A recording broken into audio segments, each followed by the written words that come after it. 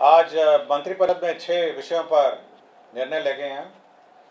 सबसे महत्वपूर्ण निर्णय राज्य में शिक्षा बहाली की और नियुक्ति की नियमावली का निर्णय मंत्रिपरिषद ने आज लिया है।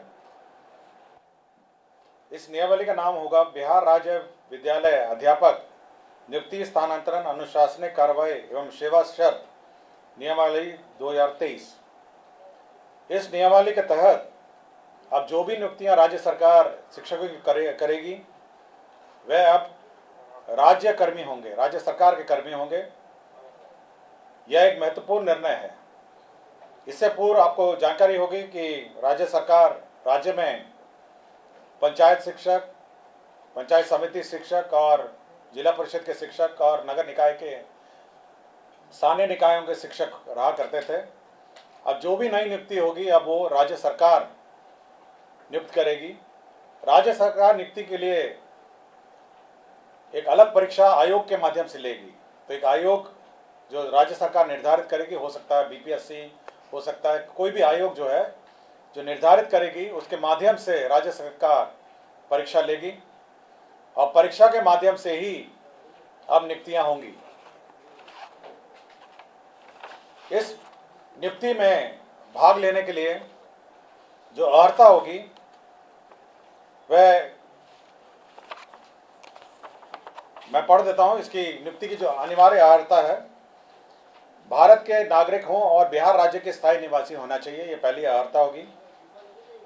विद्यालय अध्यापक के पद पर नियुक्ति हेतु राष्ट्रीय अध्यापक शिक्षा परिषद द्वारा समय समय पर निर्धारित शैक्षणिक एवं प्रशासनिक योग्यता धारित करते हों एवं विशेष विद्यालय अध्यापक के लिए अर्हता भारतीय पुनर्वास परिषद के अनुरूप अनिवार्य होगा।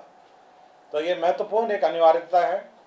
राज्य सरकार एवं केंद्र सरकार द्वारा समय समय पर आहूत शिक्षा पात्रता परीक्षा में उत्तीर्ण हो, परंतु वर्ष 2012 से पूर्व नियुक्त एवं कार्यरत शिक्षक जो दक्षता परीक्षा उत्तीर्ण होंगे के लिए शिक्षक पात्रता परीक्षा में उत्तीर्ण अनिवार्य नहीं होगा।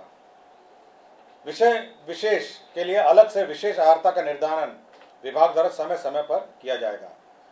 तो ये बिल्कुल स्पष्ट होगा कि पहले तो आपकी जो परीक्षा होगी, जो क्वालिफाइंग एग्जाम है, जो राज्य सरकार और केंद्र सरकार के लिए पहले ली जाती थी, उसके क्वालिफाई करने के बाद ही आप सरकार द्वारा जो कमीशन के माध्यम से परीक्षा होगी उसमें आप बैठ पाएंगे। तो पहला एक एग्जाम जो सभी ने लिखा है, चाहे वो टीईटी हो और अन्य जो शिक्षा परीक्षाएं हैं, उसको क्वालिफाई करने के बाद आप राज्य सरकार के कमीशन द्वारा जो सरकार जो कमीशन निर्धारित करेगी उसके माध्यम से जो परीक्षा ली जाएगी, तो बहाली उसके माध्यम से होगी। इसमें न्यूनतम आयु निर्धारित है 21 साल और अधिकतम आयु सरकार द्वारा निर्धारित की जाएगी।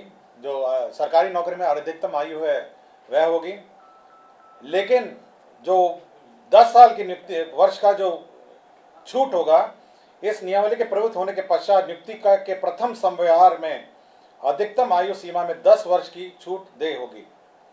तो इसमें नियमावली में 10 वर्ष का छूट का भी प्रावधान है जो लोग पूर्व में नियुक्त होंगे। इसमें यह खासियत यह है कि इस परीक्षा में जो अभी वर्तमान में जिसको आप कहते हैं 7वें चरण या अन्य चरण जो हैं, वो लोग भी बैठेंगे, परीक्षा लिखेंगे।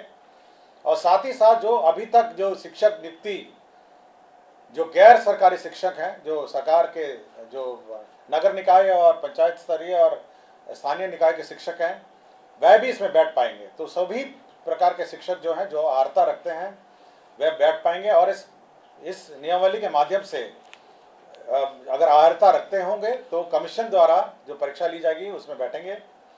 सभी जो कैंडिडेट्स हैं जो इस परीक्षा में लिखेंगे उनको 3 मौका दिया जाएगा, तो 3 बार लिख सकेंगे और 3 मौके के बाद वह नहीं लिख सकेंगे।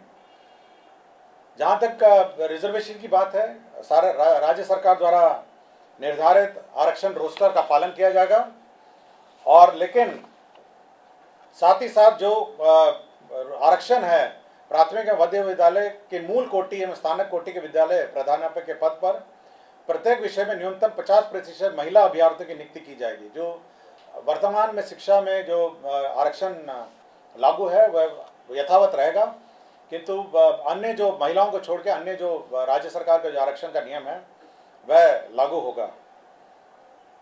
इसके साथ साथ अब सरकार के जो कानून हैं, सरकार के जो नियम हैं, सरकार का जो पेंशन है, सरकार का जो निर्धारित एनपीएस पेंशन है, ये सब लागू होगा। सरकार के जो आचरण है वो लागू होगा। यह नीति अब जिला संवर्ग के रूप में होगी, जिसमें जिला के अंदर स्थानांतरण का प्रावधान है और अंतर जिला का भी स्थानांतरण का विशेष परिस्थिति में प्रावधान है। संपुष्टि, सेवा संपुष्टि भी उसी अनुसार है, शिकायत अपील भी उसी अनुसार है। और कैबिनेट ने यह निर्णय लिया है कि अब अन्य किसी प्रकार से शिक्षा की नियुक्ति नहीं की जाएगी, शिक्षक की नियुक्ति नहीं की जाएगी।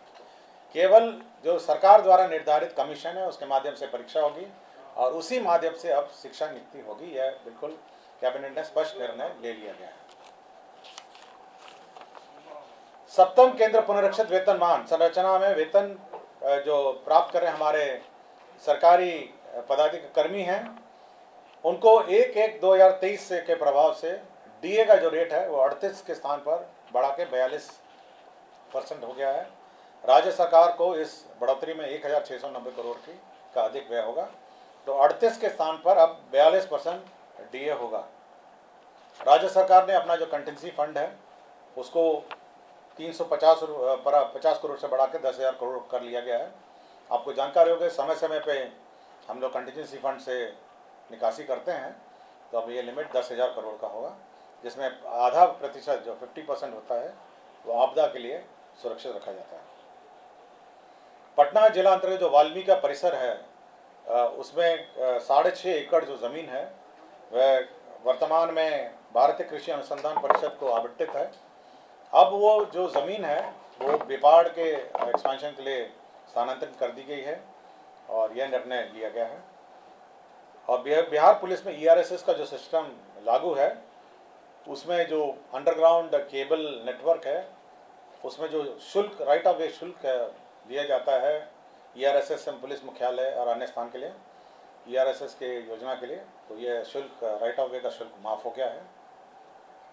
और एक पद सृजन का है जिसमें राज्य योजना मद में ग्रामीण विकास विभाग के अंतर्गत जवाहर ग्राम स्वरोजगार योजना के अंतर्गत सृजित जो 102 पद थे उसमें 53 पद अब स्थापना में प्रतिबद्ध परमानेंट पद हो जाएंगे और 39 पद है उसको सर्वे कर दिया गया।